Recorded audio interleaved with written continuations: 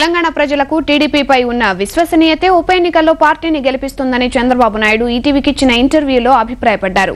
YS వైఖరి వల్లే ప్రాంతీయ విద్వేషాలు ఏర్పడుతున్నాయని ఆయన విమర్శించారు.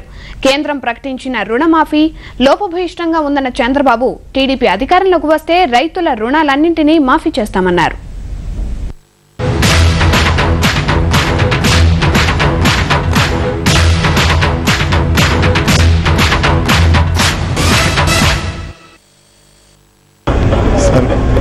మీరు ఈ మీకోసం కార్యక్రమం చేపట్టి 4 రోజులు పూర్తయింది. ప్రజల నుంచి ఎలాంటి స్పందన వస్తుందని మీరు ఊహించే దానికంటే ఎక్కువ స్పందన ఉంది. అదే మరిగా నేను కూడా ఒక నమ్మకం ఇవ్వడం కోసం మీకోసం చైతన్య యాత్ర పెట్టాను. ఇందులో 2 పార్ట్లు. ఒకటి, వాళ్ళందరినీ చైతన్యవంతులు చేసి భవిష్యత్తులో ఏ విధంగా ముందు తీసుకుపోవాలి, వారి కోసం ఏం చేస్తే బాగుంటుందో అవి కూడా వారితోనే మాట్లాడుతున్నాను. దీనివల్ల నాకు కూడా అవగాహన పెరుగుతుంది. ఇవన్నీ కూడా 150 రోజులు నేను చేసిన తర్వాత ఒక స్పష్టమైన అవగాహన పెరుగుతుంది. దాన్ని బట్టి కార్యక్రమాలు చేపట్టడానికి వీలవుతుంది.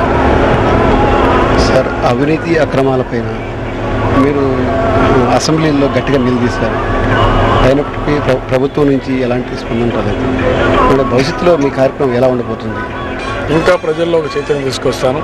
ఇంకా ఈ విధంగా ప్రజాస్వామ్యంలో ఎప్పటికప్పుడు ప్రభుత్వం చేసే ప్రజా వ్యతిరేక విధానాలు కానీ అవినీతి కానీ ఎండగట్టినప్పుడు ప్రభుత్వంగా వెనకపోతే దాన్ని ఒక లాజికల్ కన్క్లూషన్ తీసుకోవడం కోసం అనేక మార్గాల ద్వారా ప్రజలు లేకపోతాం. అదే పని నేను చేయబోతున్నాను. మీరు ఇప్పుడు వాగ్దానాలు చేస్తున్నారు, ఉచిత గృహాలని, రుణాల మాఫీని, వీటన్నిటికన్నా మీరు ముందస్తు ప్రణాళిక ఏమన్నా చేసుకుంటారు? ఇప్పుడు నేను ఆలోచించేది ప్రతి ఒక్కరితో మాట్లాడుతున్నాను. మాట్లాడిన తర్వాత అదే మరిగా మా వాళ్ళందరినీ, మా నాయకులందరినీ పల్లె నిద్ర ఇంటింటికి తెలుగుదేశం పార్టీ కింద అందరూ ఇవ్వమంటున్నాం. వాళ్ళు కూడా అవగాహన పెంచుకుంటారు. అందరం కలిసి ఎలక్షన్ మేనిఫెస్టో తయారు చేస్తాం. ఏ విధంగా ఇవన్నీ అమలు చేయబోతున్నాం, వనరులు ఏ విధంగా ఉంటాయి, అవన్నీ కూడా ప్రణాళిక తయారు చేసుకొని దాని ప్రకారం ముందుకు పోతాం. రైతులు రుణాలు మాఫీ చేయాలని గట్టిగా మేము డిమాండ్ చేసాం. మేము ఎలక్షన్ మేనిఫెస్టోలో పెడతాము. అదే మరి కేంద్ర ప్రభుత్వం ముందుకు వచ్చి రుణాలని పాక్షికంగా మాఫీ చేశారు. కానీ ఒక పద్ధతి ప్రకారం లోపభూయిష్టంగా ఉంది. అది కాదు, మొత్తం మాఫీ చేయాలని గట్టిగా డిమాండ్ చేస్తున్నాం. ఒకవేళ చేయకపోతే ఇటు రాష్ట్రంలో అటు కేంద్రంలో మేము ఎలక్షన్ మేనిఫెస్టోలో పెడతాం. అక్కడ యూఎన్పీ పెడతాం. ఇక్కడ తెలుగుదేశం పెట్టి ఫైట్ చేసి ఆ రుణాలను మాఫీ చేపిస్తాం. ఈ విధంగా ఏది చేసినా కూడా ఒక ప్రణాళిక పెట్టుకుంటున్నాం.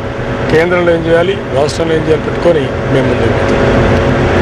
సార్, తెలంగాణ విషయంపై ఒక ప్రత్యేకమైన విధానాన్ని ప్రకటించాలి మీ పార్టీ పరంగా కానీ కొంత డిమాండ్ చేస్తున్నారు ఈ పార్టీ సీనియర్ నాయకులు. దాని మీద మీరు దీనిపైన కూడా ఒక స్పష్టమైన వైఖరి తెలుగుదేశం పార్టీ చెప్పాం.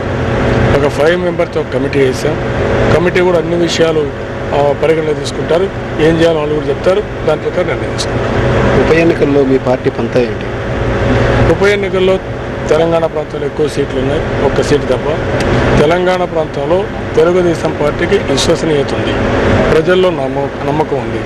ఎన్నో కార్యక్రమాలు చేశాం. ఆ కార్యక్రమాల పట్ల ప్రజల్లో ఒక విశ్వాసం, ఒక నమ్మకం ఉంది.